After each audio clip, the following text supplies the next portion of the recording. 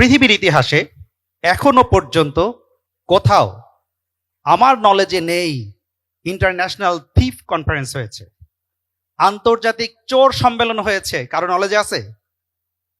আন্তর্জাতিক চোর সম্মেলন কোথাও হয় না। আমাদের কোনো কারিকুলামে, কোনো স্কুল, কলেজ, ইউনিভার্সিটি থেকে চুরি করার বিদ্যাটা শেখানো হয় না, একাডেমিক্যালি শেখানো হয় না। আমাদের ইউনিভার্সিটি কারিকুলামেও নাই। কিন্তু তারপরেও একটা ছাত্র বিশ্ববিদ্যালয় থেকে পাশ করার পরে কেন ঘুষ খায়? ঘুষ খাওয়ার বিদ্যাটা শিখে কোত্থেকে? এই জিনিসটিকে বলে হিডেন কারিকুলাম। হিডেন কারিকুলাম করা হচ্ছে এনভায়রনমেন্ট।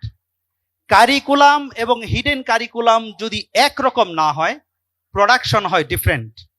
ইসলামী ছাত্র শিবির বাংলাদেশের কারিকুলামের পরে হিডেন কারিকুলামে স্পিরিচুয়ালিটির যে অ্যাবসেন্স, যে অভাব, সে অভাবটুকু পরিবর্তন করার কাজ করছে বাংলাদেশ ইসলামী ছাত্র শিবির।